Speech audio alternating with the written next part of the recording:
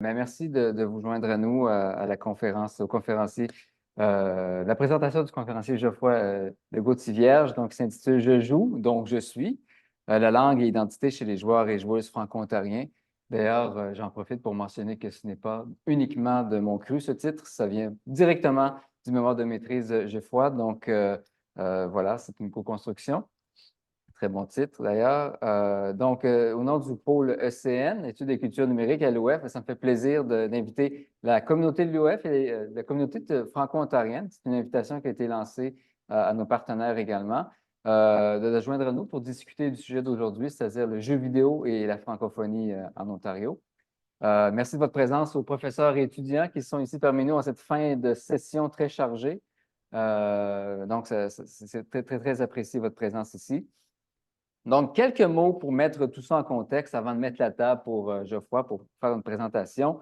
Euh, Écoutez, le jeu vidéo, on le sait, c'est un des produits médiatiques les plus représentés, les plus importants au niveau économique dans le monde depuis environ une vingtaine d'années maintenant, qui supplante à la fois le cinéma et la musique en termes de revenus, et ça même plusieurs fois, 3 ou 4 fois plus. En constat de cet événement-là, en fait, l'anglais s'inscrit comme étant la langue du vecteur principal de la circulation du jeu vidéo à travers le monde, même si les pôles de création sont distribués à peu près partout autour de la planète, en Asie, en Europe, en Amérique du Nord. Et donc, l'anglais exerce quand même une assez forte influence sur le paysage médiatique contemporain, sur tout ce qui touche le jeu vidéo, la production, la consommation et toute la représentation médiatique. Donc, conséquemment, l'appropriation des pratiques de consommation, des canaux de communication aussi, représente un défi pour des communautés linguistiques en situation minoritaire. Donc, ça inclut nous ici en Ontario. Bon, dans plusieurs cas au Canada, on va dire que ça se pose aussi comme question. Au Québec, d'ailleurs, comme exemple, depuis le tout début, ça a été un problème par rapport à la situation que les jeux vidéo étaient généralement en anglais. Aux alentours des années 2000, le gouvernement a fait une nouvelle politique pour changer la documentation des logiciels pour inclure un peu plus de français. Et en 2007, ben, on a imposé la loi pour changer les langues directement dans les logiciels, d'imposer la vente en français. Dans d'autres régions du Canada, comme en Acadie, par contre, on réussit à quand même profiter de ces politiques-là également. Et tout récemment, on assiste même à l'émergence d'une scène de e-sport, une scène de communauté de pratique de francophones, même en Acadie, au Nouveau-Brunswick. Un peu plus loin de chez nous, on voit que d'autres langues dans une situation minoritaire, comme la langue bretonne, par exemple, en France, le basque ou le corse encore, ont beaucoup d'enjeux de représentation de leur langue minoritaire parmi toute la localisation et la production du jeu vidéo en français.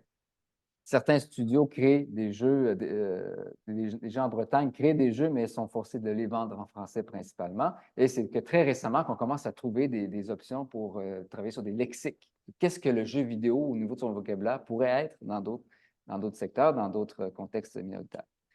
Donc, l'objectif, en fait, aujourd'hui, c'est de se poser la question, qu'en est-il de l'Ontario français? J'aimerais bien initier une conversation sur le thème de la relation entre l'Ontario français et la culture du jeu vidéo. Quels sont les enjeux principaux? Y a-t-il des enjeux? Y a-t-il des questions qui se posent? Y a-t-il lieu d'intervenir? À quel niveau, nous, en tant que chercheurs, on pourrait intervenir dans ce milieu-là pour soit apporter de la visibilité, la légitimité ou peut-être même des enjeux au niveau de la production? Donc voilà, moi personnellement, ça m'intéresse beaucoup puisque j'ai beaucoup étudié sur la situation entre l'évolution des différentes langues sur les réseaux sociaux en contexte de jeux vidéo. Donc, c'est de cette perspective-là que je m'inscris là-dedans. Euh, Geoffroy de Legault-Tivierge va dresser aujourd'hui un portrait de l'usage des médias vidéoludiques en Ontario français et il va nous inviter un peu à examiner le lien entre la langue et l'identité par le prisme de la lecture participative du jeu vidéo. Juste quelques mots sur notre invité aujourd'hui, Geoffroy Legault-Tivierge est titulaire d'une maîtrise et d'un baccalauréat en communication de l'Université d'Ottawa.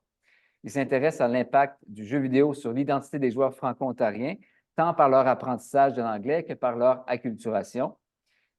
Présentement, il est conseiller en communication chez Santé Canada. Il travaille depuis plusieurs années en communication santé, en traitant de la prévention du tabagisme, réglementation du cannabis et sur la nutrition et la salubrité des aliments.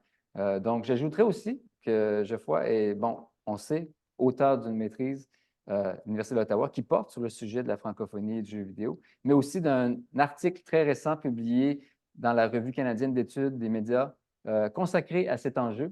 Donc, un article très riche, hein, et surtout, je crois que Jeffrey est un pionnier dans l'étude de cet enjeu-là. Et ça me fait vraiment très plaisir de l'avoir invité aujourd'hui et d'entendre son intervention pour pouvoir nous mettre un peu la table de ce panorama de ces enjeux possibles. Alors, Jeffrey, à toi la parole. Merci beaucoup. Merci d'être ici aujourd'hui. Je me présente, Geoffroy Legault-Vierge. Merci, Monsieur Petit-Gagnon, d'avoir organisé la série de conférences et pour l'invitation. Et merci à vous tous pour votre présence aujourd'hui. Donc, tel que mentionné, aujourd'hui, je vais faire une courte présentation qui s'intitule Je joue, donc je suis, langue et identité chez les joueurs et joueuses franco-ontariens, ontariennes. Je vais partager mon écran. Je suis quelqu'un de très visuel, donc pour ceux d'entre vous qui sont comme moi, regardez le tout de façon un peu plus intéressante. Juste confirmer si vous pouvez voir la présentation. Ça marche de notre côté. Merci. Super. Parfait. Ben, je vous remercie beaucoup. Juste une note, je vais au cours de la présentation, utiliser surtout le masculin dans le simple but d'alléger la présentation.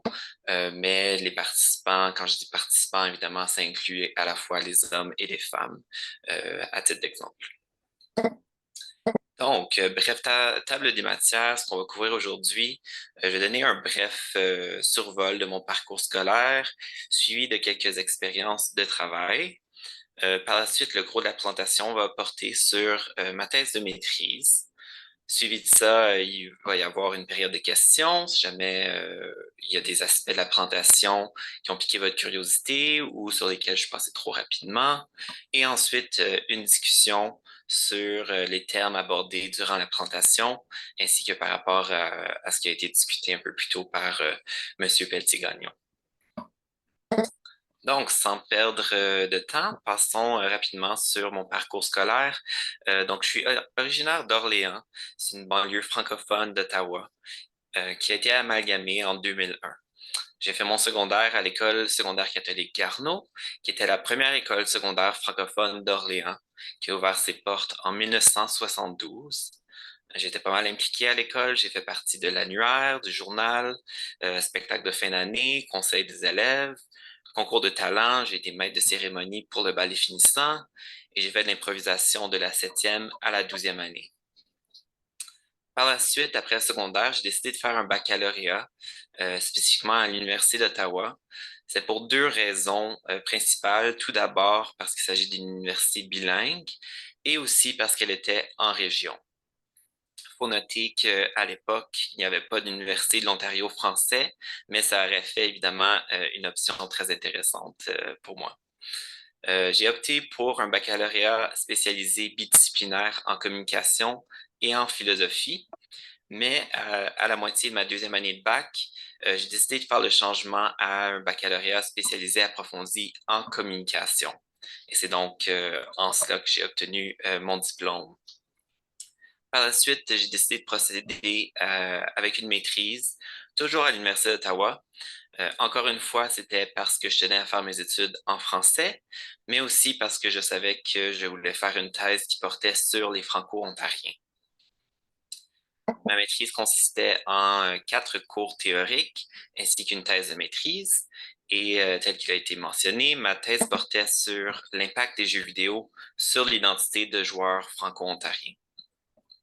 Un aspect que je trouve intéressant, c'est que on peut voir ça dans certains domaines, mais même dans le monde académique. Je ne sais pas si c'est peut-être l'expérience de M. Petit-Gagnon, peut-être même de d'autres personnes ici aujourd'hui, mais même dans le monde académique, on peut voir certains sujets ou certains médias peuvent être un peu traités de haut, un peu comme dont les jeux vidéo. T'sais, on regarde ça de haut, de la même manière un peu que dans la société de façon plus large. À peu près chaque nouveau média a été un peu démonisé à ses débuts dans une certaine mesure. La télévision, on a vu la même chose, l'Internet, les jeux vidéo. Donc, c'était vraiment en pleine connaissance de cause et je l'ai vécu un peu aussi au cours de mon parcours que j'ai choisi ce sujet. Mais ce qui m'avait marqué vraiment dès le premier jour de la maîtrise, lors de la journée d'accueil, c'est qu'on a mentionné que la première cause d'abandon au sujet de la maîtrise, c'était vraiment le désintérêt des étudiants pour leur sujet de thèse. Donc ça m'avait vraiment marqué. Je me suis dit, si je suis pour faire un autre 3, 4 ans d'études, je vais vraiment le faire pour moi. Donc, je vais faire ma maîtrise sur un sujet qui m'intéresse. Et donc, dans mon cas, c'était vraiment les jeux vidéo, la langue française et l'identité franco-ontarienne, le tout, bien sûr, d'un point de vue de communication. Donc, par la suite, quelques expériences de travail. Pour vous donner un peu une idée d'où je viens, de 2009 à 2013, j'ai travaillé en tant que jeune intervenant pour Exposer. C'est un programme de santé publique Ottawa dans lequel on embauchait des jeunes qui étaient soit à l'université ou au collège et on nous envoyait dans les écoles secondaires de la région pour créer des groupes de jeunes pour sensibiliser leurs pairs aux tactiques manipulatrices de l'industrie du tabac. Donc, on parle ici vraiment de prévention du tabagisme. Vraiment une super belle expérience. Donc, j'ai fait ça tout au long de mon bac. Par la suite, de 2013 à 2015, j'ai été assistant d'enseignement pour la Faculté des arts à l'Université d'Ottawa, donc la correction, mais également j'ai enseigné un cours de méthode quantitative en communication. De 2013 à 2018, j'ai été agent de formation pour l'Institut de formation de jeunes porte-parole pour l'Association pulmonaire. Donc, il s'agissait, dans le fond, c'était une ancienne collègue de Santé publique Ottawa qui était rendue là, qui m'a suggéré de rejoindre l'Association pulmonaire. Et on voyageait un peu partout dans la province pour donner des ateliers à la fois dans des écoles, mais aussi dans des centres communautaires ou diverses sortes de rassemblements pour donner des formations, encore une fois, sur la prévention de tabagisme, mais aussi en deuxième temps, de façon un peu plus large pour, on dit en anglais empower. Il n'y a pas vraiment de terme aussi fort, je dirais, en français, mais c'est dans le but de créer de jeunes porte-parole pour qu'ils puissent vraiment avoir les moyens de d'être des leaders, dans le fond, dans leur propre communauté.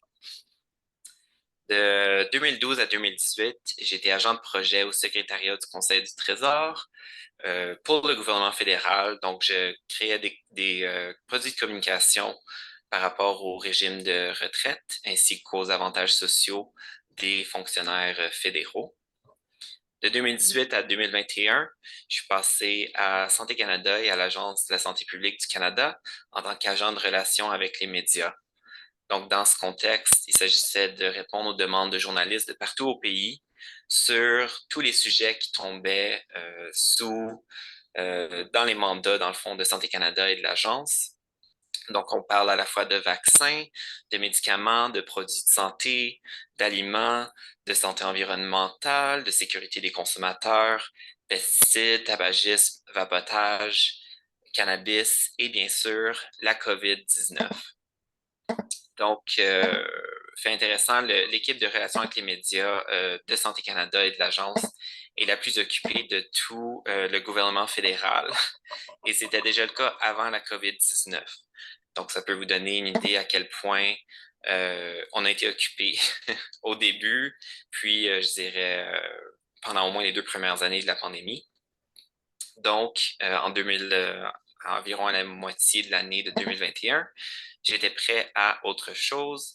J'ai donc passé toujours à Santé Canada, mais en tant que conseiller en communication. Et je me concentre alors sur la nutrition, la salubrité alimentaire et les produits vétérinaires. Donc, à la fois créer des communications et donner des conseils stratégiques à nos clients. Donc, le gros de la présentation porte donc sur ma thèse de maîtrise, qui, je rappelle, portait sur l'impact des jeux vidéo sur l'identité de joueurs franco-ontariens. Donc, très rapidement, je vais faire un survol des 3, je dirais, piliers en petite introduction. Donc, le Canada, évidemment, est reconnu pour, entre autres, sa dualité linguistique, et l'Ontario, hormis le Québec, est la province avec le plus grand nombre de francophones. Depuis 1986, la loi sur les services en français de l'Ontario garantit au public le droit de recevoir des services en français de l'Ontario, de la part des ministères et organismes du gouvernement de l'Ontario, dans les régions où il y a au moins 10% de francophones et dans les centres urbains, où il y a plus de 5000 francophones. Mais malgré les 26 régions désignées et le lancement de TFO, on note toutefois un certain malaise face à l'utilisation du français chez les Franco-Ontariens. C'est un phénomène qui est communément appelé l'insécurité linguistique. On note également une baisse du pourcentage de jeunes Canadiens bilingues et que les contenus et services en français sont peu utilisés par les Franco-Ontariens qui optent plutôt pour l'anglais. En ce qui a trait à l'industrie du jeu vidéo, c'est une industrie relativement jeune, mais qui a déjà vu de nombreuses évolutions, tant sur le point technologique, par exemple les graphiques, hein, si on pense à une arcade comparée aux jeux d'aujourd'hui, dont certains sont très réalistes, qu'au niveau de contenu, si encore une fois on passe au premier jeu où il y avait un semblant d'histoire, des fois même pas, jusqu'à aujourd'hui où il y a vraiment des narratifs, des histoires complexes, un peu de la même façon qu'un film ou même un livre. Et aussi au niveau social, par exemple, les arcades, encore une fois, où on jouait à un ou deux. Par la suite, on est passé aux consoles à la maison, où on pouvait jouer de 2 à 4, aux consoles également portables. Puis, bien sûr, avec l'Internet qui a permis maintenant à des centaines, voire des milliers de joueurs de jouer ensemble en temps réel. Tel que mentionné par M. Pelletier-Gagnon en début, l'industrie du jeu vidéo est dominée par une poignée de langues, dont la langue anglaise. Et pourtant, par contre, pourtant, désolé. Par contre, les jeux vidéo sont disponibles en plus de langues qu'auparavant, entre autres grâce au phénomène de localisation, que l'on définit comme le processus d'adapter et de traduire une application logicielle dans une autre langue de façon à ce qu'elle convienne linguistiquement et culturellement à un marché local particulier. Si vous regardez ici sur la diapositive en bas à droite, c'est un exemple que j'aime particulièrement. Il s'agit d'un jeu de la série Kirby de la compagnie japonaise Nintendo. Et on peut voir ici, il s'agit du même jeu, mais qui a été vendu au Japon à droite, puis localisé aux États-Unis à la gauche. Donc, c'est particulièrement intéressant parce que le contenu du jeu, le jeu en tant que tel, n'est pas différent du tout, mais uniquement la couverture. Et c'est quelque chose qu'on voit pour à peu près tout au long de la série de jeux Kirby. Donc, les jeux de Kirby au Japon utilisent des couleurs pastel, c'est très mignon, c'est paisible. Tandis que du côté américain, le jeu est localisé, puis tout à coup, le personnage a les yeux froncés. On utilise des couleurs qui ont de haut contraste. Il y a une flamme, c'est très chargé. Donc, beaucoup plus violent comparé à la couverture du Japon. Donc, on parle vraiment en localisation, non pas d'une simple traduction, mais vraiment d'adapter le contenu en fonction de notre public cible. Par la suite, donc une brève recension de littérature. Tout d'abord, pour l'identité, on note trois dimensions clés. Tout d'abord, l'identité individuelle, c'est-à-dire ce qui rend une personne unique. L'identité groupale, ce qui fait qu'une personne appartient à un groupe, donc des traits communs, puis culturelle, c'est-à-dire la culture d'appartenance. On note aussi les aspects qui ont un impact sur l'identité, bien sûr les médias, mais également le milieu scolaire et évidemment les contacts socio-familiaux. Plus précisément, pour l'identité franco-ontarienne, on note un mélange à la fois d'identité linguistique et d'identité culturelle. Mais par contre, on note qu'il y a une définition changeante et on va y revenir plus tard dans la présentation. En ce qui a trait à la consommation de médias, on remarque que les études antérieures ont souvent placé les Canadiens, les Canadiens anglais comparés aux Canadiens français ou encore le Québec comparé au reste du Canada. Donc, on s'attarde rarement aux minorités francophones dans les diverses provinces et territoires, hormis bien sûr le Québec. D'autres limites que l'on note dans ces études, c'est que l'Internet et les jeux vidéo étaient encore à leur début. Donc, dans notre cas, on s'intéresse vraiment à un nouveau contexte, c'est-à-dire à des médias contemporains et aux pratiques de jeux vidéo de joueurs franco-ontariens. Et donc, sachant l'importance que la langue dominante peut avoir sur une culture mère et l'identité, dans ce cas-ci, la langue dominante étant l'anglais, on s'intéresse aux pratiques des joueurs franco-ontariens pour voir s'il pourrait y avoir acculturation. Monsieur Petit-Gagnon en a fait une brève mention en début, mais pour vous donner un peu une idée de l'industrie du jeu vidéo au Canada, il s'agit, du moins en 2016, il s'agissait du troisième plus important au monde et ça représentait près de 57 000 emplois, 472 entreprises canadiennes et 3 milliards de dollars par an, dans le produit intérieur brut du Canada. Par curiosité, j'ai été voir ce qu'il en est aujourd'hui en 2024 et on passe maintenant à plus de 900 entreprises et 5,5 milliards de dollars par an dans le PIB au Canada. Donc, ça a presque doublé en moins d'une décennie. Donc, c'est vraiment très marquant et en effet, on a noté que c'était plus important que la musique et le cinéma ensemble. Aussi, si on regarde certains événements comme les e-sports, les sports électroniques, on récolte plus de vues que les Jeux olympiques, année après année. Donc, c'est vraiment pour vous donner une idée de la grosseur du phénomène. Par la suite, on note aussi trois catégories d'études du jeu vidéo. Tout d'abord, la représentation dans les jeux vidéo. Deuxièmement, l'impact de leur contenu. Et enfin, leur usage en tant qu'outil d'apprentissage.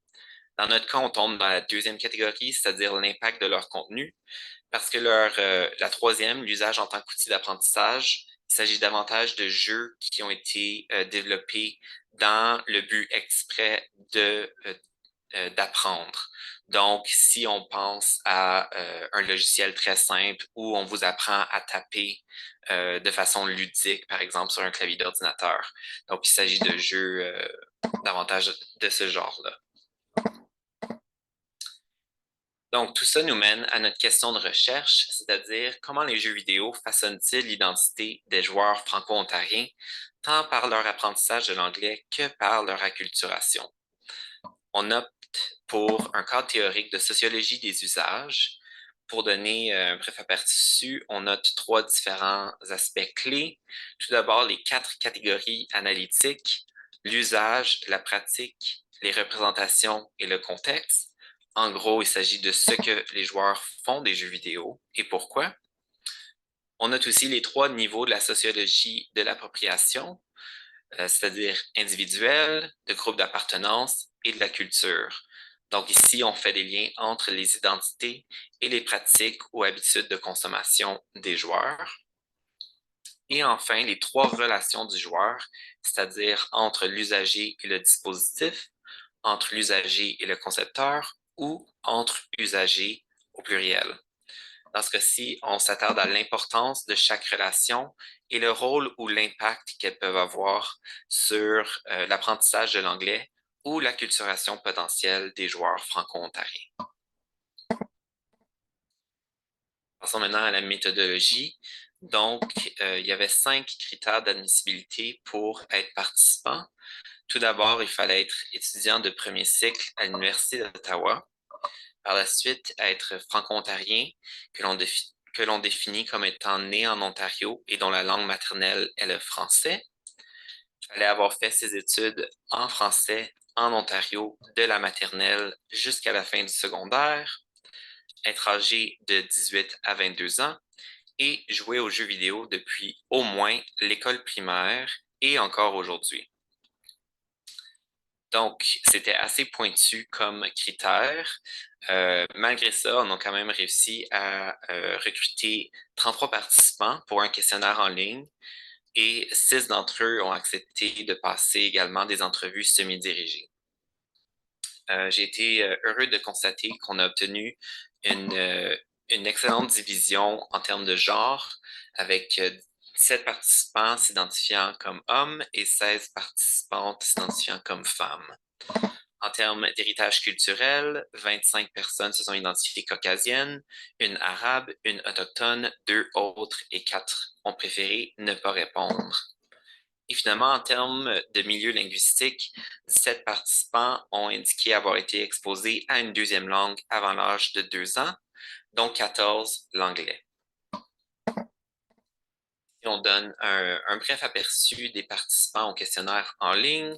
Donc, on peut voir que la majorité des participants étaient en première ou en troisième année de bac, ce qui se reflète assez bien en termes d'âge également. On peut voir que la plupart des participants venaient de la faculté des arts, des sciences sociales ou de la santé, et une courbe assez typique en termes de moyenne cumulative. Ici, on voit un bref aperçu des participants aux entrevues semi-dirigées et on a donné des pseudonymes aux participants afin de maintenir leur anonymat. Donc, résultats et analyse, la partie la plus intéressante selon moi. On va présenter ça sous la forme de 5 différents piliers en commençant avec la consommation de médias. Donc, on note que, à l'exception du journal presse écrite, les participants sont plus nombreux à consommer les médias en anglais. On note également en anglais qu'il s'agit de contenus surtout audiovisuels, soit cinéma, télévision, ou encore des médias qu'on qualifie de publics, par exemple les médias sociaux, ou qu'on fait habituellement en groupe, soit le cinéma. De l'autre côté, en français, on note que ce sont les médias traditionnels classiques, radio, journal, télévision, qui sont prisés par les participants et qu'il s'agit d'une consommation médiatique plutôt individuelle, soit la lecture de journal ou l'écoute de la radio. Maintenant, en ce qui a trait à la consommation de médias en lien avec les jeux vidéo, on note une préférence marquée pour l'anglais et une prévalence des médias numériques sociaux. Maintenant, la prévalence de médias numériques, c'est pas surprenant, évidemment, car les jeux vidéo sont eux-mêmes numériques. Donc, c'est normal que ça se traduise lorsqu'il s'agit de consommer des médias en lien avec ceux-ci. On note aussi que les participants passent beaucoup de temps à consommer des médias en lien avec les jeux vidéo et même que cette consommation surpasse parfois celle de jeux vidéo, aspect que j'ai trouvé particulièrement intéressant et on va y revenir plus tard. Maintenant, la consommation de jeux vidéo telle qu'elle. On note que les participants communiquent en français surtout en face à face, c'est-à-dire avec un interlocuteur connu dont ils connaissent l'identité et la langue maternelle. On note aussi que les participants communiquent en français en privé, c'est-à-dire à l'aide de messages écrits privés ou dans le cadre de conversations privées. Pardon, que ce soit dans le cadre de jeux vidéo même ou même à l'extérieur de ceux-ci. On a demandé quels facteurs poussaient les participants à communiquer davantage dans une langue ou dans l'autre. En ce qui a trait au français, ils ont noté la langue d'autres utilisateurs et la maîtrise de la langue. En ce qui a trait aux facteurs qui poussent les participants à communiquer en anglais, on note encore une fois la langue d'autres utilisateurs et cette fois la possibilité de rejoindre plus de personnes. Donc, on reconnaît ici que par leur expérience, la majorité des autres joueurs sont anglophones et donc on s'adapte en conséquent. On note aussi un aspect intéressant qui est que presque le tiers des participants ont indiqué communiquer en anglais afin d'éviter des représailles. Et on a un exemple ici à l'écran que je vais lire. Donc, c'est une citation d'une des participantes. Dans RuneScape, on avait une guild, c'est-à-dire un groupe, puis tout le monde à l'intérieur parlait anglais. Donc, je n'avais pas le choix de parler en anglais. Ça m'est déjà arrivé de parler en français, mais là, plusieurs personnes se sont choquées, puis ont dit, Why are you speaking French? We all speak English. We'd like to know what's going on. On a une couple qui ont quitté, qui sont devenus bien fâchés. C'était pas mal triste. Donc, c'est un exemple parmi d'autres, mais que les représailles soient imaginées ou vécues par les participants, il reste qu'il s'agit d'un contexte problématique. Passons maintenant à l'identité. Donc, on a demandé aux participants d'indiquer à quel point ils s'identifiaient à différents termes, dont ceux à l'écran, ontarien, francophone, franco-ontarien, etc. Et on note que les participants s'identifient légèrement davantage au terme ontarien, suivi de francophone et enfin franco-ontarien. Donc ici, on voit que les pourcentages sont très proches, mais il y avait quand même une légère distance avec davantage de participants qui indiquaient être tout à fait en accord avec le terme francophone, par exemple, tandis qu'une majorité s'identifiait simplement en accord avec le terme franco-ontarien. C'est quand même même si les différences sont moindres, c'est quand même intéressant parce que si on s'attarde tout simplement au terme franco-ontarien, il s'agit simplement du mélange des termes francophones et ontariens. Alors, on s'attendrait à ce qu'une personne qui s'identifie franco-ontarien s'identifie autant franco-ontarien qu'ontarien et francophone, mais on a tout de même certains écarts. Donc, j'ai trouvé ça assez intéressant. Sinon, ah oui, donc, pardon, je m'étais perdu. En ce qui a trait aux critères pour l'identité franco-ontarienne, donc on avait parlé en début, et nous-mêmes, dans le cadre de l'étude, on a défini le terme franco-ontarien comme quelqu'un qui parle français et qui est né en Ontario. Par contre, les participants notent que oui, le fait de parler français est crucial, mais le simple fait d'être en Ontario est assez, pardon. Donc, il n'est pas nécessaire d'y naître, mais tout simplement d'y être. Donc, c'est quand même une nuance qui est intéressante et qui rejoint ce qu'on avait vu justement en recension, en revue de littérature. C'est-à-dire que la définition de franco-ontarien est changeante. On note aussi que les participants s'identifient franco-ontariens, francophones ou bilingues selon le contexte.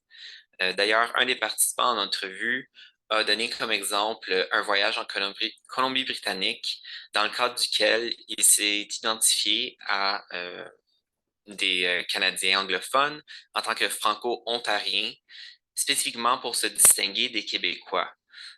Tandis que dans un voyage international, il s'identifiait soit simplement canadien ou canadien français.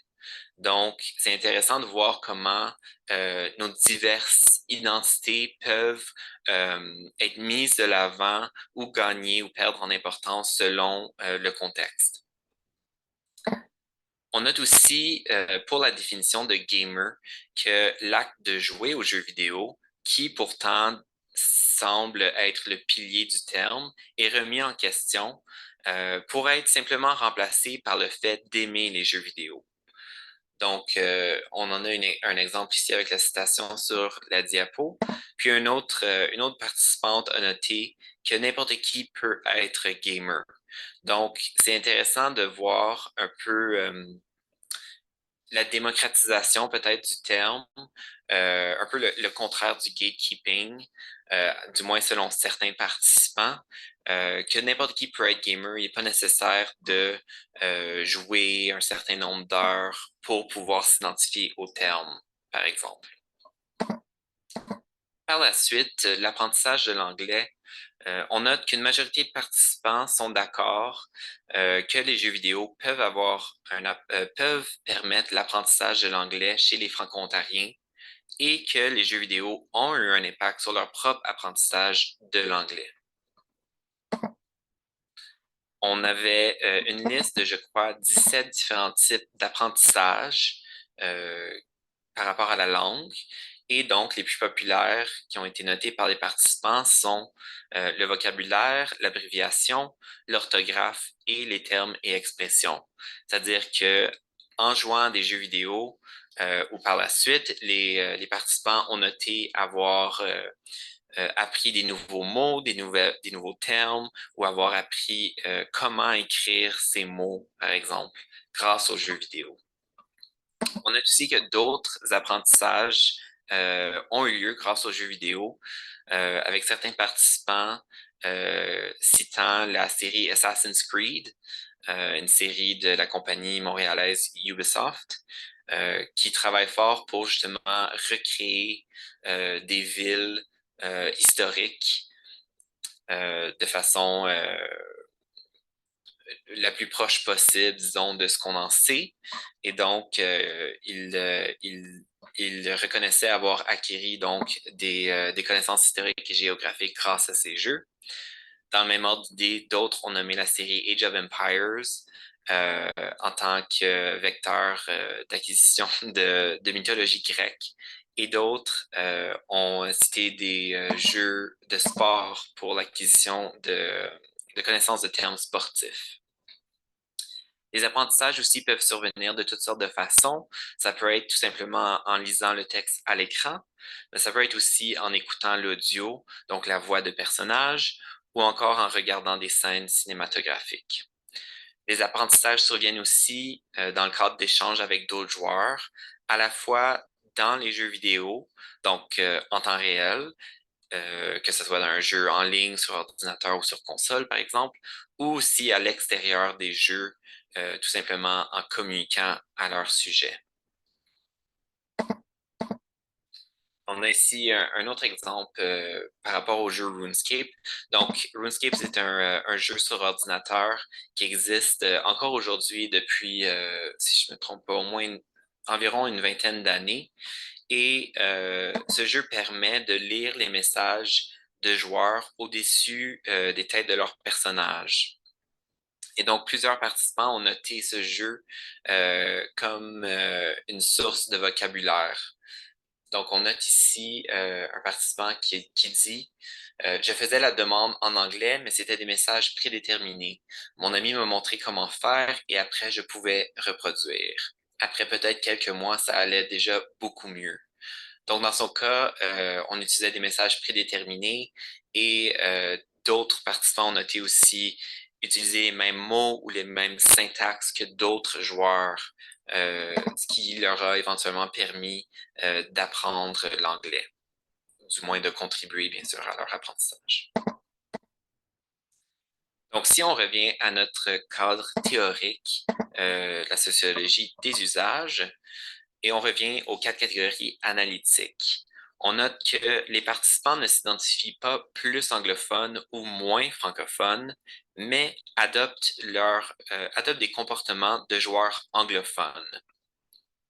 Et donc, cette consommation médiatique et leur communication qui sont dominées par l'anglais peuvent être un signe potentiel du délaissement de leur identité franco-ontarienne, pardon. Il faudrait donc une réappropriation du jeu vidéo par la communauté de joueurs franco-ontariens pour éviter une éventuelle acculturation de ces joueurs. En ce qui a trait aux trois niveaux de la sociologie de l'appropriation, on note que les joueurs franco-ontariens contribuent à la création d'une expérience commune et partagée entre joueurs en communiquant et en jouant en anglais. Et donc, ça crée une certaine identité de groupe. Par contre, cette identité de groupe et ces communautés virtuelles entrent en concurrence avec leur identité franco-ontarienne. Et même si les deux coexistent jusqu'à un certain niveau, c'est souvent aux dépens de leur identité franco-ontarienne ou francophone. Enfin, à ce qui a trait aux trois relations du joueur, on note que la relation entre le joueur et le dispositif, c'est-à-dire console ou jeu vidéo, permet chez plusieurs l'apprentissage de l'anglais, tandis que la relation entre joueurs permet l'acquisition de comportements et d'attitudes. C'est-à-dire que plusieurs participants ont noté s'être fait des amis ou même juste des connaissances, être davantage ouvert d'esprit ou de se rapprocher avec des personnes de- avec lesquelles elles ne se seraient pas rapprochées si ce n'était des jeux vidéo. Et même certains ont noté s'être fait un copain, blonde, chum, etc., directement par l'entreprise des jeux vidéo. Donc, en conclusion, si on revient sur notre question spécifique de recherche, on décèle donc une contribution des jeux vidéo dans l'apprentissage de l'anglais d'une majorité de participants.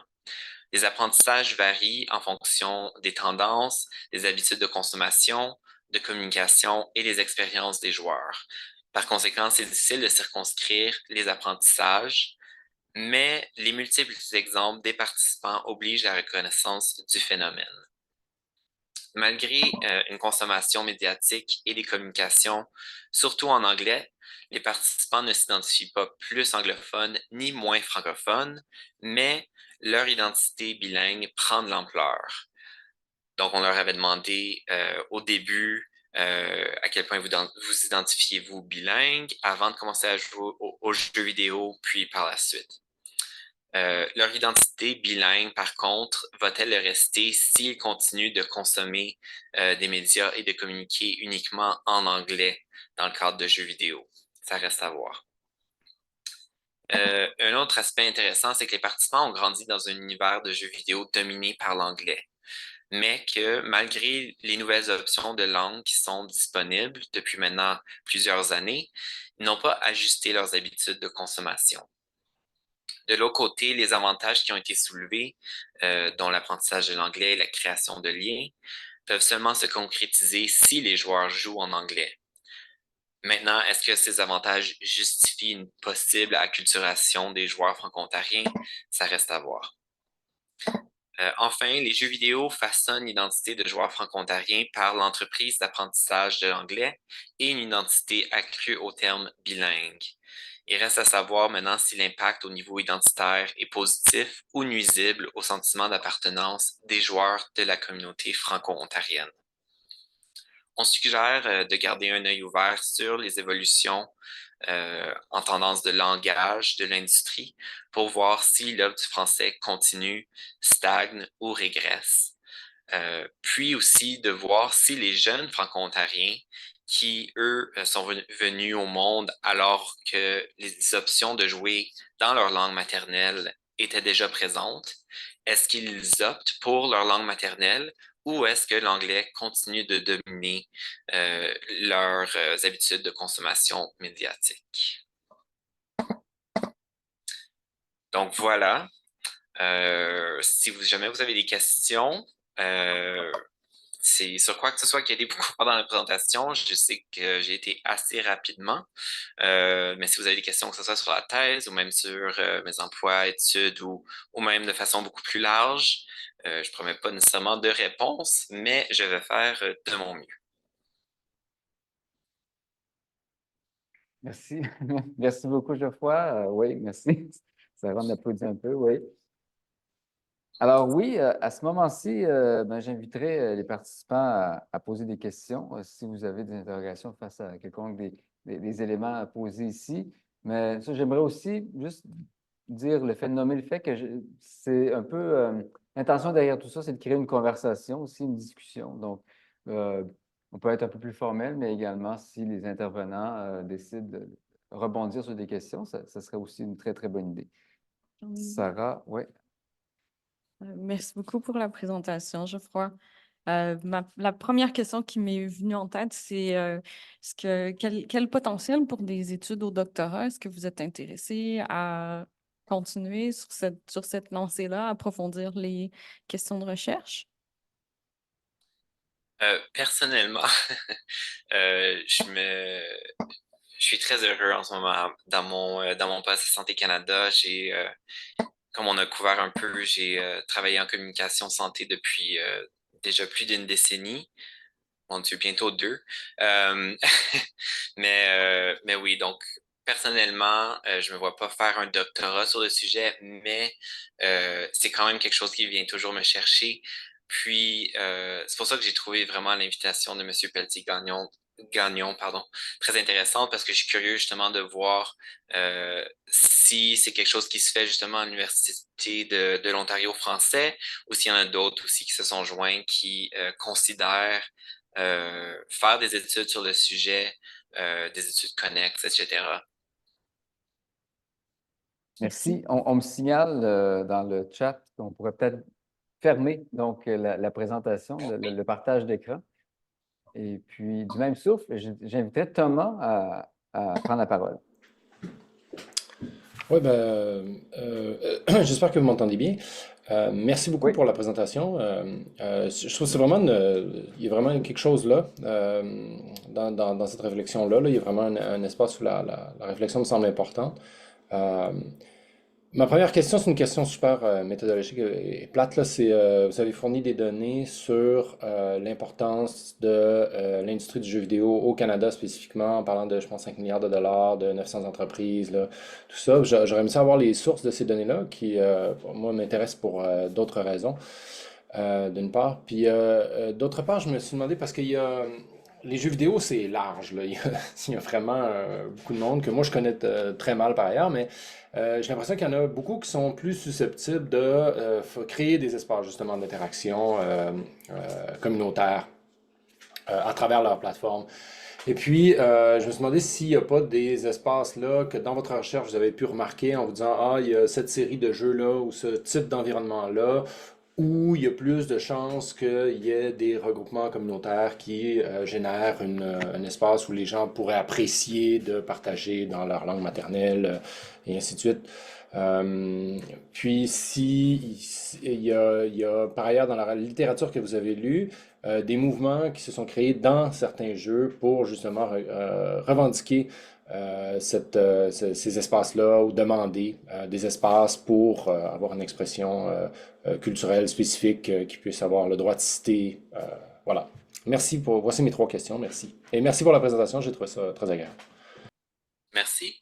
Je vais essayer de rien oublier. Donc, si les questions par rapport aux données, c'est par rapport aux participants, je peux vous partager le lien de ma thèse. Si c'est plutôt les données par rapport à l'industrie du jeu vidéo au Oui, Canada, par il rapport aux jeux s'agit, vidéo, oui. OK, il Par rapport aux jeux s'agit, vidéo au Canada. oui, il s'agit surtout des données qui venaient de l'Association canadienne du logiciel de divertissement. Qui sont disponibles gratuitement en ligne. Ils ont un nouveau site web d'ailleurs, qui devrait être assez facile à trouver. Mais oui, je crois que c'est l'ALD, leur acronyme.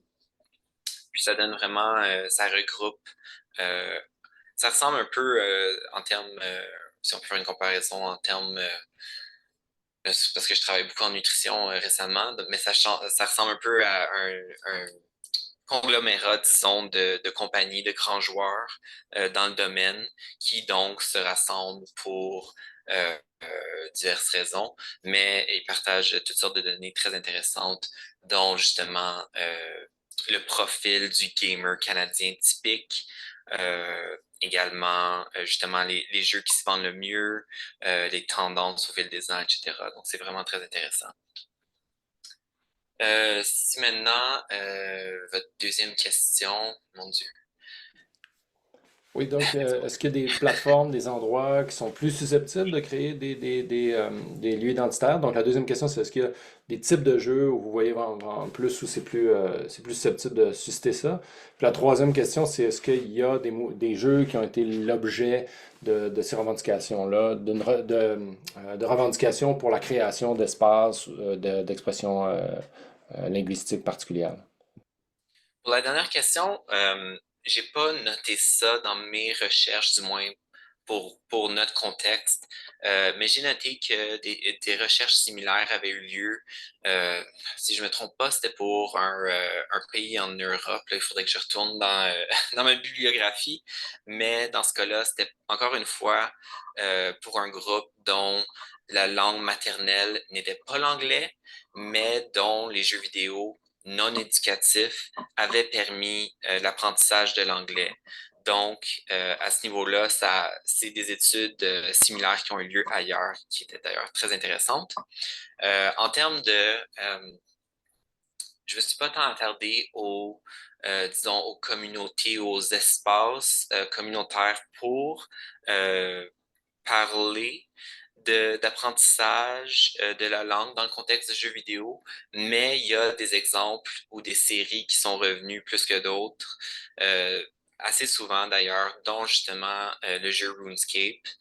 Et si on peut un peu tirer une conclusion à partir des différents exemples qui ont été soulevés, je crois que ça serait probablement plus les jeux qui permettent de jouer en ligne, où il y a des interactions en temps réel avec d'autres joueurs, dont justement RuneScape ou des MMORPGs qui parlent de Massively Multiplayer Online Role-Playing Games. Donc, des jeux justement où on est encore plus actif dans le rôle lorsqu'il s'agit de langage. Donc oui, les autres genres de jeux, les jeux pour un seul joueur, par exemple, ont été soulevés comme des sources d'apprentissage pour le vocabulaire, sans doute davantage pour l'orthographe aussi. Mais je pense que justement, en ayant des échanges en temps réel avec d'autres joueurs, c'est sans doute c'est probablement mieux placé pour justement en retirer davantage parce que c'est pas juste lire le texte, on n'est pas dans un moment passif du jeu vidéo, mais vraiment dans un moment actif où on contribue à la conversation, par exemple. Est-ce que ça répond à vos questions? Oui. Super, merci. Ça va, merci. Merci. Oui. J'aurais peut-être une petite question ici de mon côté. Là, tu parlais dans ta présentation que oui, il existe maintenant de plus en plus la traduction du jeu vidéo. Tu en as parlé avec la localisation. Mais je crois, je t'ai entendu dire en fait que même si les versions en français existent, les gens que tu as sondés pour ton projet de recherche qualitatif n'ont pas indiqué qu'ils préféraient jouer en français, même si c'est disponible. Est-ce que euh, est-ce que tu as reçu peut-être des pistes de réflexion de la part de ces gens sondés-là ou toi-même, tu as peut-être une intuition par rapport aux raisons qui empêchent un peu ce glissement-là vers une version, l'utilisation de la langue française dans l'exercice du jeu lui-même? Est-ce que ça répond aux attentes? Est-ce que ce n'est pas? Est-ce qu'il y a quelque chose que tu crois qui pourrait être transformé dans ce processus-là directement? Mhm. Mais je pense un point très important dont il faut garder en tête, c'est que de par les critères d'admissibilité, il s'agissait de jeunes en 18 à 22 ans et donc quand qui jouaient aux jeux vidéo depuis au moins la maternelle et donc eux ont grandi dans un contexte dans lequel les jeux vidéo n'étaient disponibles qu'en anglais dans à peu près la très grande majorité des cas. Et donc, ça peut être aussi simple qu'ils ont continué à jouer et à communiquer au sujet des jeux vidéo dans cette langue par habitude. Ça peut être aussi simple que ça. C'est pour ça que justement en fin de présentation, je notais que ce serait intéressant de voir maintenant les plus jeunes, si eux qui sont nés alors que l'option de jouer en français est de là de prime abord, est-ce que eux alors optent bel et bien pour le français ou pour une raison X, Y, Z, optent aussi pour l'anglais. Et puis si justement ils optent pour l'anglais, alors là, je pense qu'il y a vraiment matière à réflexion, peut-être même inquiétude, justement, est-ce qu'on tombe justement dans l'acculturation? Mais justement, étant donné mes participants, leur âge, leur expérience, le contexte dans lequel ils sont grandis, je pourrais pas vraiment m'avancer sur les raisons ou justement ce que font les plus jeunes franco-ontariens aujourd'hui. D'accord, merci. Une autre question. Oui. Mais c'est plus un élément de réflexion. Ben, je me dis, entre début des années 2000, aujourd'hui, je suis en train de me demander, tu sais, en termes de part de vente de jeux vidéo, on doit en avoir quand même une bonne proportion sur des plateformes maintenant telles que le App Store, le Google Play Store, puis qu'on a tout l'impact de ces plateformes-là, déjà dans quelle langue elles sont déjà rendues disponibles ou dans quelle langue les utilisatrices, utilisateurs les choisissent en premier. Puis après ça, s'ils ont l'option de se faire suggérer des jeux en français ou si ça va pas aller par défaut déjà vers l'anglais, je me dis, il doit y avoir comme une donne qui change par rapport à tout cet écosystème de jardins fermés sur les plateformes versus les boîtes, les consoles qu'on achète qui sont pas définitivement pas parties, là. Mais je ne sais pas à quoi ressemble la distribution en termes de revenus de jeux console versus jeux en ligne. Je me demandais si tu avais eu un petit peu d'approche de ça ou si c'était tes interviewés étaient vraiment plus particulièrement sur une plateforme ou une autre ou un mode de jeu vidéo ou un autre. Mhm.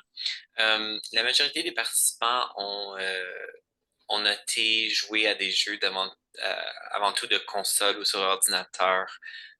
Puis il y avait des questions justement par rapport aux jeux sur téléphone, mais c'était davantage dans l'optique de euh, est-ce que dans l'optique de la définition de l'identité gamer, parce que justement, on se demandait est-ce que il faut jouer à des jeux vidéo pour être gamer?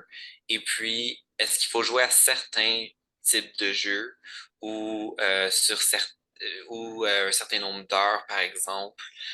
Parce que est-ce que justement la personne qui joue uniquement à Candy Crush sur son téléphone peut s'identifier ou s'identifie gamer? Euh, Puis c'est assez intéressant justement parce que un peu comme les jeux, en tout cas, les jeux justement sur mobile, sur téléphone peuvent être un peu dénigrés, souvent à cause des pratiques, disons, plus ou moins éthiques par rapport à l'argent. Donc, ça peut être un jeu gratuit, mais on bloque après un certain niveau, après un certain nombre de temps, ou c'est tout simplement impossible de battre le jeu sans mettre de l'argent pour avoir plus d'options, etc. Euh, donc, malheureusement, j'ai pas vraiment creusé du côté de ce que vous avanciez, mais c'est intéressant, ça serait aussi intéressant de voir, parce il semble avoir un renouveau depuis quand même quelques années pour la scène indie, donc des jeux justement qui viennent non pas de grandes compagnies internationales, mais de plus petits studios, parfois même une seule personne qui crée un jeu vidéo de A à Z et de voir à quel point les options de langue sont ou ne sont pas présentes dans ces jeux, parce que justement, de par leur popularité qui ne semble pas cesser d'augmenter, ils viennent vraiment occuper une partie du marché et donc l'intérêt et ou le temps de jeu de joueurs franco-ontariens. Alors, est-ce qu'on se retrouve à nouveau dans une situation où l'option de jouer en français n'est même pas là? Alors là, c'est comme the point is moot, comme on dit en anglais. La question, ça m'inspire une autre question, dans laquelle là, on parlait de Black Box et de la plateforme. Là, tu traces un peu l'écosystème jeu, en fait, l'objet, la plateforme de distribution. Et j'ajouterais à ça l'environnement médiatique, en fait. Je pense qu'on a touché un peu à ça. Et donc, oui, parfois, lorsque tu vas sur des plateformes, la plateforme elle-même va l'être en français. Les jeux, la plupart du temps, ils vont l'être aussi en français. Mais ce qui est afférent à ça, c'est généralement quelque chose comme la publicité, maintenant de plus en plus les influenceurs qui créent un peu le buzz culturel. Et ça, il peut y avoir, je crois, peut-être une déconnexion, une dissociation entre ce que c'est le produit pour toi dans ta vie privée et ce que ça va l'être dans la vie publique. Et on touche un peu à ça aujourd'hui. Je pense qu'on commence à toucher au point là, central du problème. Et là, ça m'inspire ma question que je te poserai directement, Geoffroy. Est-ce qu'il existe, en fait, dans ton projet de recherche, tu nommais que les élèves passaient beaucoup de temps sur YouTube et ces plateformes-là pour consommer des médias relatifs aux jeux vidéo, mais en anglais. Et Oui. on sait que ça date d'un certain temps, cette recherche-là. Et là, pour reprendre le point de Sarah, maintenant, de façon plus contemporaine, est-ce qu'il existe des chaînes équivalentes Ontario-français, marquées Ontario-français, peu importe quel segment de la diversité ça peut représenter. On sait que c'est vaste, là, l'identité franco-ontarienne maintenant, mais est-ce que ça existe? Est-ce que... voilà. Mhm. Oui, c'est pas un aspect sur lequel je me suis penché spécifiquement dans le cadre de ma recherche, mais c'est quelque chose qui est tout à fait pertinent parce que justement, on peut voir comment il y a un lien étroit entre la consommation médiatique en lien avec les jeux vidéo et le fait de jouer à des jeux vidéo en tant que tel.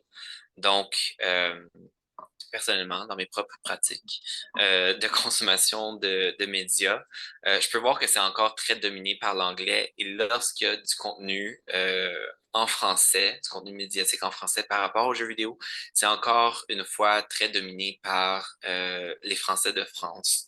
Euh, Évidemment, il y a aussi une niche, je dirais, quasiment québécoise en termes de contenu francophone hors Québec, canadien hors Québec.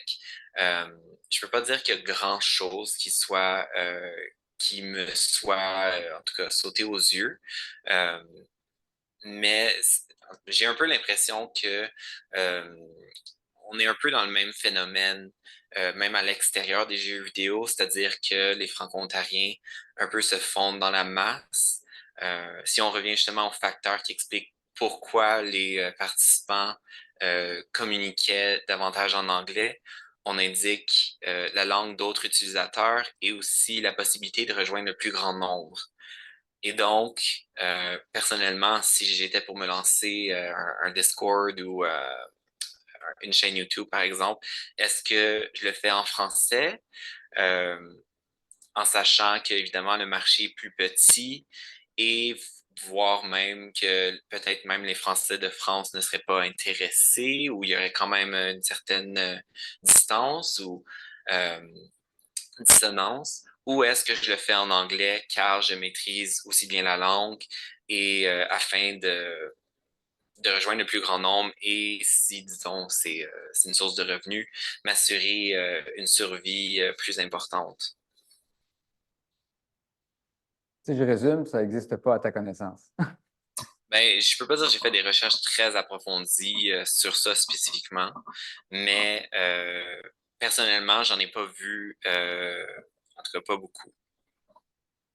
Mais si, en tout cas, s'il y en a que vous connaissez, moi je pense que ça serait d'intérêt justement si on peut faire un peu comment dire, un, une collection de ce qui est disponible pour justement créer un peu de l'engouement. Puis, je suis certain qu'il y a un intérêt pour ça quelque part. Je sais que moi, ça m'intéresserait. Puis, j'ose croire que je suis pas la seule, la seule personne. Ben, je vous mens pas, hein, un peu l'exercice d'aujourd'hui, c'est un peu faire le panorama de ce qu'il y a à la lumière des questions et des enjeux que tu soulèves dans tes travaux. Donc, je sais qu'il y a plusieurs personnes qui sont nées du campus et ni directement invitées avec nous dans le chat. Et je vous invite à partager par discussion si vous connaissez les éléments ou vous voulez poser une question directement par rapport à ça. C'est vraiment l'espace pour le faire. Mais je note ton idée, Geoffroy, de penser à une base de données peut-être dans laquelle on pourrait retrouver ces éléments-là qui peut-être semblent nous échapper un peu, là. Oui, tout à fait. Ça, Un recensement de ce que, où les Franco-Ontariens logent dans les réseaux sociaux numériques et lorsqu'ils créent du contenu ou en partage ou etc. En attendant que quelqu'un se manifeste dans la boîte de clavardage, je peux. Ça me. Ce que vous venez ce dont vous venez de discuter m'a ramené un souvenir. Désolée, c'est vraiment la fin de la journée. Mais ouais, c'est relatif à mon expérience dans une implication soutenue dans un centre féministe artistique, un centre d'artistes autogérés à Montréal qui était bilingue. Et à ma connaissance, vraiment le seul aussi bilingue au Canada. Euh, Puis je trouvais ça très intéressant de m'impliquer là-dedans parce que je voyais à travers les manières dont les équipes se constituaient, puis dont on travaillait ensemble pour pour maintenir ce bilinguisme, puis de qu'est-ce que ça prenait, comment ça s'articulait dans des événements où, par exemple, il y avait beaucoup de participants hors province, qui n'étaient pas nécessairement confortables eux-mêmes avec le français. Puis là où j'en étais dans l'exploration, quand j'ai dû quitter parce que je suis plus à Montréal, même si je suis encore membre, je les appuie, mais euh, c'était de commencer à explorer les possibilités de traduction. C'est-à-dire pas aller strictement vers du contenu que en français ou en anglais, mais voir avec le potentiel de traduction simultanée sur certaines plateformes. Tu sais, je pense à YouTube, par exemple, avec les sous-titres qui sont auto-générés, traduits en français, pas super bien. Je veux dire, il y a encore beaucoup de chemin à faire pour que ça devienne quelque chose de vraiment intéressant, mais je me dis, c'est un canal Discord où on écrit en anglais, oui, mais on insère aussi des bouts de... tu sais, on parle en français aussi ici, et puis tant qu'à faire, insérer un peu d'espagnol, aller vers une diversité, puis allouer... une des choses, moi, que je voyais beaucoup dans le centre d'artistes, c'est on pouvait switcher d'une phrase à l'autre, d'une langue à une autre, des fois même dans la même phrase. On se gênait pas pour juste trouver les mots qu'on avait. Puis c'était intéressant de voir quand même comment le français, alors qu'on s'attend souvent quand on trouve des environnements bilingues, ça a été mon expérience beaucoup en Ontario. Bilingue, ça veut dire plus anglophone qu'autre chose. Euh, mais ouais, je voulais savoir qu'est-ce que vous en pensez parce qu'il me semble le numérique, surtout le numérique réseauté tel qu'on l'a aujourd'hui, ça l'offre peut-être ce potentiel-là. Il y a peut-être quelque chose là-dedans. Oui, en effet, c'est souvent essayer de trouver un peu comment percer la bulle. Euh, si on peut faire une comparaison, c'est un peu comme justement, il y a une rencontre entre plusieurs personnes qui se passe en anglais jusqu'à ce qu'une personne dise un mot en français ou on note une inflexion ou une expression tout à coup qui passe plus ou moins bien en anglais. Puis on est, est-ce que vous êtes francophone? Oui. Ah, ben moi aussi. Puis là, tout à coup, on se rend compte que ben, la majorité des participants sont francophones ou bilingues. Puis ça fait 20 minutes qu'on se parle en anglais. Euh, donc, c'est un peu dans cette idée-là. Mais, euh, mais oui, j'ai un peu un blanc. Mais, ouais, pardon, ça m'échappe un peu. Non, C'est, mais c'est vraiment intéressant comme idée ici, parce que on parle beaucoup de l'identité maintenant de façon relationnelle, plus que c'est blanc ou c'est noir, c'est un ou c'est zéro. Et donc, la technologie un peu nous force à adopter cette position-là ou cette position-là, surtout dans les espaces sociaux numériques ou même directement dans l'espace du jeu vidéo, et créer un espace dans lequel il y a sans pression, en fait plus représentatif de ce que c'est la socialisation dans l'espace réel de l'Ontario français, qui est davantage plus abstrait qu'autre chose. De se reconnaître comme ça, ce serait peut-être une idée qui serait pertinente. Je ne trouve pas que ça existe nécessairement dans le monde numérique tel quel, ouvertement décrit comme ça, mais il y a de l'inspiration à aller chercher là-dedans.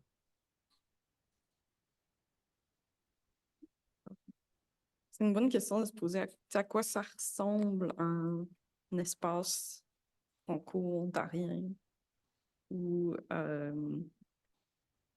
parce que même dans le tu sais, dans le quotidien des choses telles qu'on les vit, puis les étudiants, les étudiantes qu'on a aussi. Je crois que vous faisiez référence à ce que ce genre d'études-là se fait à l'UOF. C'est un point de contact initial. Euh, Puis bien sûr, il y a Jérémy qui est spécialisé davantage dans ces questions-là. Euh, je trouve juste l'expérience d'enseignement dans une université comme la nôtre, ça nous apporte énormément en termes euh, de la pluralité, de la diversité, de l'étonnement à avoir des étudiantes qui sont à premier abord francophones, mais dont on réalise que la question est beaucoup plus compliquée. Puis même pour ceux et celles qui sont pas nécessairement à Toronto, mais à Ottawa également. J'ai enseigné beaucoup à des étudiants, des étudiantes qui se considèrent francophones, mais qui n'ont pas nécessairement l'opportunité de pratiquer le français ou leur langue autant qu'ils le voudraient. Fait que d'aller davantage vers l'aspect, je dirais pas éducatif de la chose, mais justement de comment est-ce qu'on crée un espace où les gens arrivent à dépasser l'insécurité euh, pour, euh, pour aller explorer, pour aller juste, ne serait-ce que même des anglophones qui ont envie d'essayer de parler français davantage. À quoi ça ressemblerait une expérience, une plateforme qui favoriserait ça? Ça me reste comme une bonne question à poser, même si j'ai pas vraiment de réponse. Je trouve que c'est facile d'aborder le problème comme celui de mettre plus de français, alors que c'est pas nécessairement, c'est ça, l'approche directement à adopter. Même à l'intérieur d'un même média, ou d'une même, ce qui passe beaucoup dans le jeu vidéo, c'est surtout, on joue de moins en moins, mais on regarde les autres jouer de plus en plus. Donc, dans quel espace cette personne-là qui joue, qui se met en jeu, en fait, et qui se rend observable et libre de s'exprimer de la façon dont elle le veut, sans être nécessairement dans un contexte de pureté de la langue, nécessairement. Donc, je me demande si il y a des types d'interventions à faire de cette façon-là, je vois, à la lumière de ce qu'on vient de discuter aujourd'hui, là. S'il y a de l'intérêt par rapport à ça, et quelle sorte de partenaire pourrait être intéressé à s'embarquer là-dedans, finalement. Je pense justement, ça peut être. Souvent, c'est juste commencer à créer cette communauté. C'est trouver quelques personnes justement qui, justement, ont établi une communauté francophone dans ce contexte. Et justement, on parlait de, sans trop se soucier de la pureté un peu du langage, parce que je pense que c'est souvent ça, même dans un contexte plus large, francophone hors Québec, qui met un peu les bâtons dans les roues. On est soucieux des accents, on est soucieux du vocabulaire, des termes et expressions. Mais dans le fond, le plus important, c'est que tout le monde s'entend, tout le monde est là pour parler français, mais tu sais, un anglicisme ici et là, un mot en anglais parce que c'est un terme commun, etc. Euh, ça fait moins de tort que si justement on est tous là à se reprendre les uns les autres, parce que là justement ça enlève le goût puis ça devient justement plus éducatif, alors que ça devrait être un environnement plus ludique qui euh, ça donne à être en français.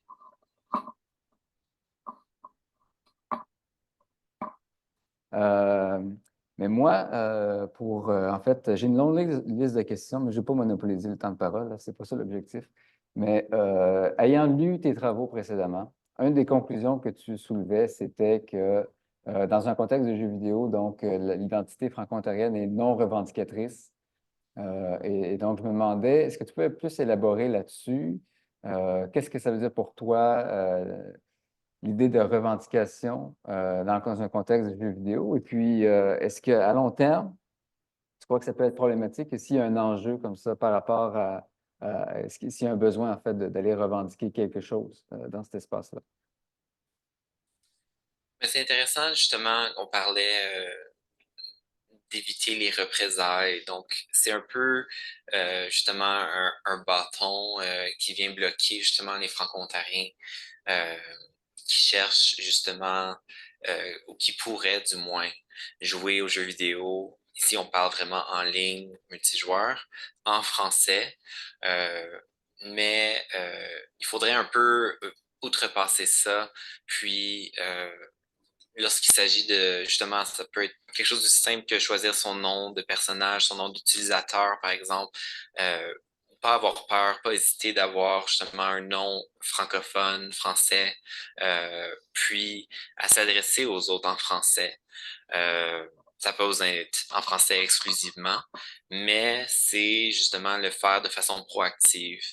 Puis, c'est un peu le même problème qu'on voit à l'extérieur des jeux vidéo, où les franco-ontariens vont faire leurs courses. Mais un peu comme l'exemple de tantôt là, de la rencontre de travail. Mais justement, si on va faire nos courses, puis on s'adresse aux commis en anglais, ou vice-versa, ils s'adressent à nous en anglais. Puis l'expérience, le contact au complet a lieu en anglais, alors que peut-être le client et le commis étaient francophones. Euh, donc, c'est vraiment d'être proactif, puis de s'identifier dans le fond francophone, voire franco-ontarien.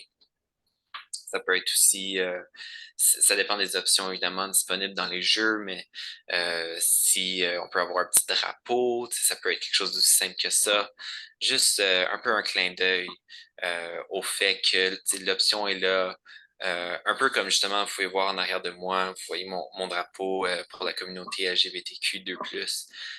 C'est subtil, mais c'est une façon de laisser savoir aux gens que la personne est un allié. Donc, ça n'a pas besoin gros, tu sais, souvent revendiqué. On pense à des gros mouvements, des manifestations, parfois même des gestes violents. Mais tu sais, ça peut être quelque chose de très subtil, de très de minime, mais qui peut faire la différence. Dans notre cas, quelque chose d'aussi simple qui peut faire que justement deux personnes francophones vont se retrouver, deux franco-ontariennes vont échanger en français plutôt qu'en anglais par défaut. Mhm.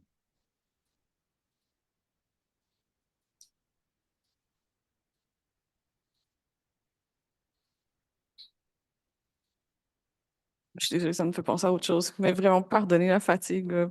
Les, ça me fait revenir à un autre genre d'expérience. Dans des centres de services désignés en français, on a une liste de ça à l'UOF, dont la LCBO, qui est pas loin d'ici. Puis j'ai fait le test à un moment donné pour m'adresser à un des caissiers, je pense, caissier, en français. Puis je me suis fait répondre en anglais que non, la personne parlait pas en anglais. C'est un autre genre d'embarras un petit peu bizarre que de se faire dire que non, finalement, on n'est pas en mesure de vous accommoder, puis je pense qu'il y a quelque chose à dire peut-être sur le plan des politiques, euh, pas juste gouvernementales, mais aussi la manière dont c'est implémenté à différents niveaux. euh, Puis que ça pourrait être intéressant de voir comment est-ce que, à quoi ça ressemble d'encourager les services francophones ou d'encourager au moins de avoir des gens qui n'ont pas, euh, tu sais, qui ont pas trop peur ni de s'exprimer ni de s'essayer tant qu'à faire. Parce que je me dis en quelque part que c'est peut-être aussi quelqu'un qui était embarrassé par son français, qui a quand même été engagé parce qu'elle était en mesure d'avoir une conversation dans un certain sens Mhm. en français, mais c'est quelque chose que je perçois souvent d'anglophones qui ont honte de leur français puis qui n'ont pas envie de le mettre en pratique. À Glendon, je l'avais vu beaucoup avec des étudiants, des étudiantes qui sont bien meilleurs qu'ils le pensent, puis qui ont peur de se faire reprendre, de se faire corriger, puis de se faire dire que leur niveau n'est pas assez bon. Donc, je me dis qu'il y a du potentiel là-dedans dans la ludicité, dans des espaces autres pour favoriser un genre d'interaction où c'est justement on joue un petit peu plus avec peut-être les conventions de la langue même. Puis je pense aussi à des jeux, par exemple, qui vont avec les langues autochtones, avec des langues autochtones spécifiques, puis qui vont euh, servir d'introduction très intéressante, non seulement à une langue autochtone, mais à une culture autochtone aussi. Il y en a plusieurs en ce sens. Puis ça, c'est une autre intersection, je pense, qui serait intéressante à explorer dans la mesure où souvent ces jeux-là, ils vont être disponibles soit dans la langue autochtone ou en anglais. Tu sais. Puis encore quelque chose là au Canada à aller voir avec le français, peut-être. Mhm. Mm. Donc, il y a un côté d'insécurité linguistique ici. Euh, Là, je viens de perdre mon idée. Mais je pense que le point d'orgue ici, que je pense qu'on essaie de situer, c'est vraiment comment on fait pour qu'il y en ait de la représentation de la francophonie en ligne qui vient de l'Ontario, pour inciter, pour faire découvrir en fait que c'est possible de l'utiliser, ce vocabulaire-là. C'est comme un cycle, hein. Si on ne joue pas en français, on n'a pas le vocabulaire pour en parler, donc on tombe sur le vocabulaire en anglais, donc on produit du contenu en anglais qui réplique ce cycle-là. Et à mon avis, il faut trouver une façon, si c'est l'intérêt de la communauté de le faire, ou le désir, en fait, c'est de trouver où est-ce que dans cet engrenage-là, on peut mettre notre point où on va on va aller voir le caissier, la caissière, puis on va lui parler en français, même si, d'un certain moment donné, il y a des frictions à la première étape, mais comment on peut créer un cycle de renforcement. C'est pour ça que c'est intéressant de voir justement si les joueurs franco-ontariens qui justement commencent à jouer aux jeux vidéo alors que l'option de jouer en français existe déjà, y compris la langue de la console et des jeux, si justement ils optent pour cette option-là. Et si oui, alors là, je pense qu'il y a espoir de voir que, alors qu'ils vont grandir, il va naturellement en avoir qui vont se lancer dans toutes sortes de streaming, de différentes options justement qu'on voit déjà exploser en anglais depuis plusieurs années. Donc, ça pourrait tout simplement arriver de façon organique. Euh, Puis ça, donc, ça serait très intéressant. Puis évidemment, ça pourrait se répercuter. Puis justement, ça serait un peu le début d'une nouvelle vague de cette façon-là. Euh, non, je dirais pas, attendons de voir simplement. Là. C'est toujours bien d'avoir des initiatives concrètes mises en place justement pour essayer de promouvoir la chose. Donc, à ce moment-ci, bon, je vais vous faire un autre appel, pour savoir s'il y a des questions qui proviennent de la salle. C'est comme la salle virtuelle. Mais autrement, là, il est 7h moins 5. J'ai l'impression on a posé beaucoup de questions. J'ai beaucoup de notes ici. J'attendrai ici une ou deux dernières questions, peut-être. Mais sinon, j'aimerais peut-être poser une espèce de conclusion moi-même je crois, de ce qui sort de la conversation. Parce que l'idée, oui, c'est d'examiner un peu, faire le panorama de la situation et voir, nous, en tant que chercheurs universitaires, comment on peut s'intégrer dans ce processus-là et comment on peut, en fait, mettre en place des initiatives citoyennes pour augmenter la visibilité, en fait, de la francophonie dans l'espace du jeu vidéo. Sachant que Toronto est quand même un des grands piliers de la production du jeu vidéo au Canada. Euh,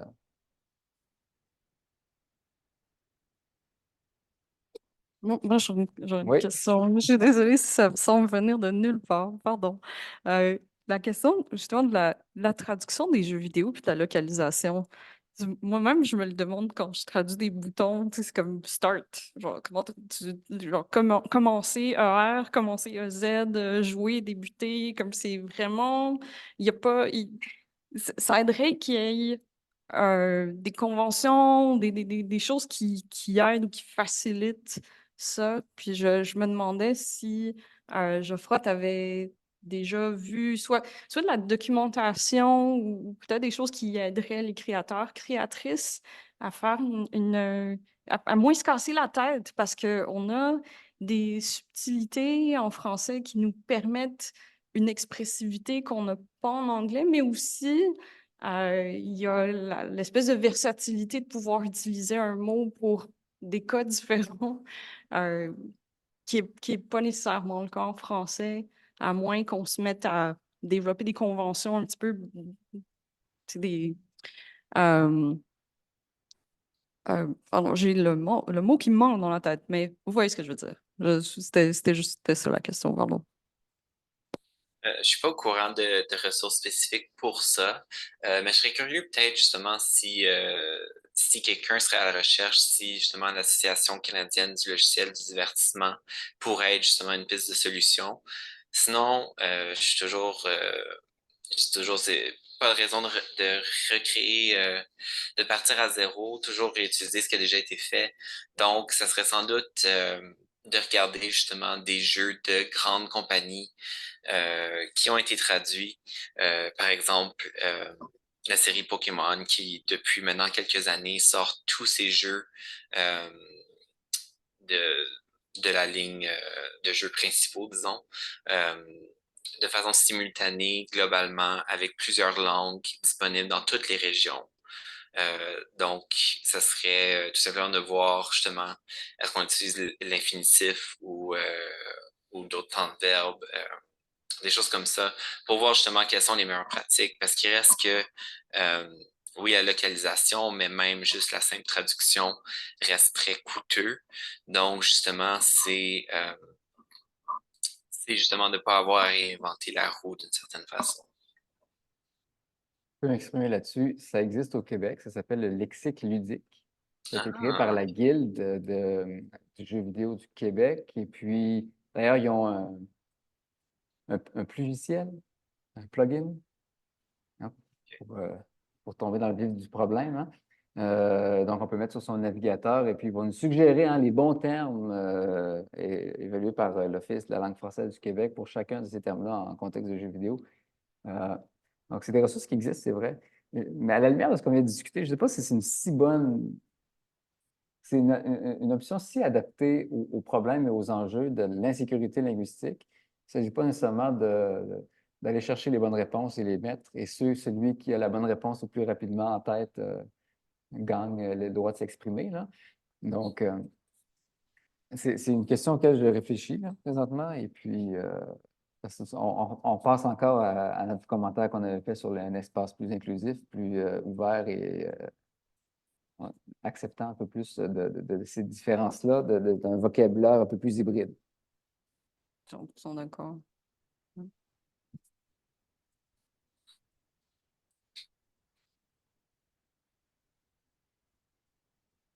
Ouais, parce que c'est ça aussi la contrainte ou l'envers de la chose, c'est que tu commences à y aller avec des conventions, des standards, des recommandations.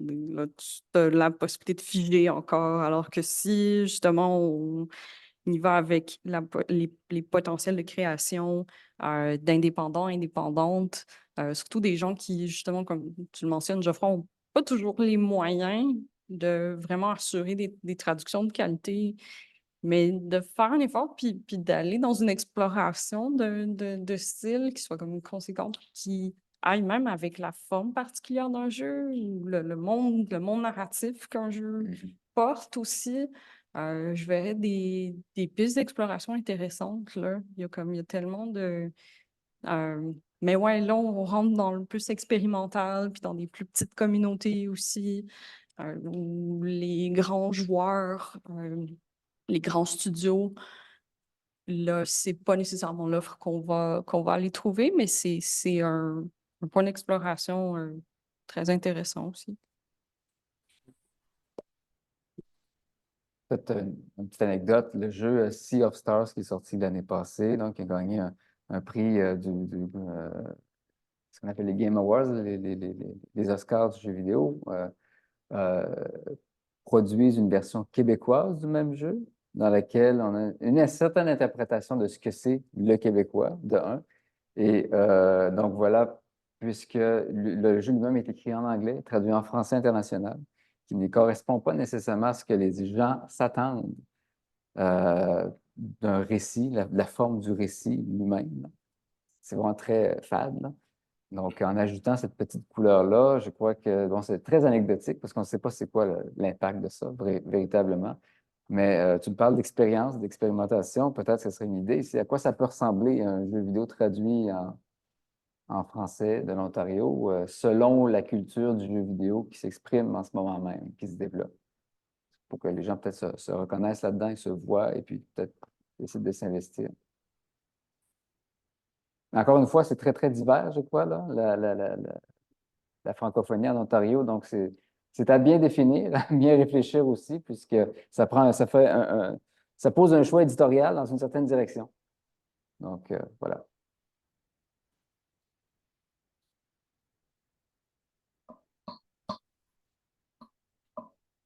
Donc, il est 19h05. Oui, donc, merci Thomas, merci de t'être joint à nous. Au revoir. Donc, il est 17h05. Je crois qu'on ne se bouscule pas aux portes pour poser des questions en ligne. Donc, voilà. Ben, moi, j'aimerais terminer probablement ici avec quelques petites conclusions depuis le début jusqu'à la fin de notre conversation. Je crois qu'on a nommé le fait qu'il y a un besoin d'étudier la situation contemporaine, les habitudes de joueurs, des habitudes au niveau de la consommation médiatique, mais aussi de la production. C'est-à-dire, c'est clair que les francophones de l'Ontario produisent du contenu comme à peu près tout le monde, c'est-à-dire du streaming. Bon, quelle forme il prend, ce contenu-là? Puis comment on fait pour les identifier s'ils ne sont pas ouvertement francophones? C'est une des questions. On a nommé aussi l'idée de créer une base de données médiatique, à savoir où est-ce qu'on mettrait ces informations-là. Quelque chose qui pourrait être partagé, qui pourrait faire l'objet de projets de recherche euh, pour initier le processus. On a pensé aussi à comment créer des espaces numériques qui soient bilingues, sans pression, fluides, ludiques, qui s'ouvrent à l'hybridité linguistique. Et aussi, j'ajouterais à ça, qui peut-être offre un espace de traduction pour le jeu lui-même, l'objet lui-même comme étant un projet créatif. Pour le transformer à l'image peut-être d'une communauté s'attend plus de voir représentée. Et Geoffrey nous a présenté son désir aussi de comment on fait pour s'identifier comme étant membre de la communauté ontario-français en ligne dans un contexte ludique de jeux vidéo, parce qu'il y a un certain désir de se retrouver, puisqu'on le sait, là, on réplique un peu ce qu'on connaît dans la vraie vie. Je déteste ce terme, mais dans la vie un peu plus sur le plancher des vaches, là où on trouve le plaisir de se retrouver entre francophones dans des lieux non attendus. Donc, il y a plusieurs défis, je crois, qui sont reliés à ça. Un peu de l'insécurité linguistique, tu l'as nommé. Comment on fait pour briser cette barrière-là? Puis tu l'as nommé au tout début, mais aussi économiquement parlant. On voit que la francophonie, faire du contenu francophone sur le web dans un contexte de YouTube, de Discord, de Ustream et des choses comme ça, Twitch, c'est pas nécessairement ce qui est plus rentable. On est en plus dans une logique financière ici économique. Comment on fait pour peut-être changer le problème de place ou y pallier? Donc, ce serait, je crois, les éléments que je note au terme de cette rencontre. Si vous avez peut-être un dernier commentaire, vous êtes les bienvenus. Je viens de tomber sur le site de la Guilde du Québec, puis je tombe sur un mot du lexique ludique, schtroumpfage. Ça m'a... Comment? Schtroumpfage. Chronophage. Schtroumpfage. Oui. C'est un intéressant mot de la fin pour moi. J'adore. Sarah propose chronophage comme mot de fin. Mais oui, je pense que c'était un très bon résumé des propos. Puis, non, oui, merci. Ben, merci de l'invitation. Puis, merci à vous tous et toutes d'avoir été ici ce soir. C'était vraiment un honneur d'avoir été ici. Puis, j'espère que vous avez trouvé ça intéressant. Puis, je suis intéressé si jamais il y en a qui trouvent des contenus, des chaînes ou quoi que ce soit franco-ontariennes qui traitent de jeux vidéo. Je pense qu'il y a matière justement à partager ça et à aider, à aider ces gens justement peut-être à gagner en importance sur leurs médias respectifs.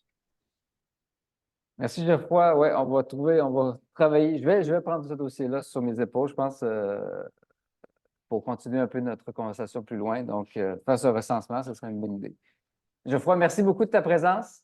Merci beaucoup. Merci d'avoir accepté l'invitation. Puis merci à tous d'être restés jusqu'à la fin pour, pour nous entendre discuter. J'espère que ça a été intéressant pour vous également. Comme je l'ai écrit dans le sondage là, préalablement, dans Forms, j'enverrai un courriel par rapport à cette base de données-là, si on la rend publique, si on la crée, s'il y a un espace. Donc, on va voir, ce serait le genre de choses qui pourraient porter à suite. Merci, Geoffroy. Super. Merci beaucoup.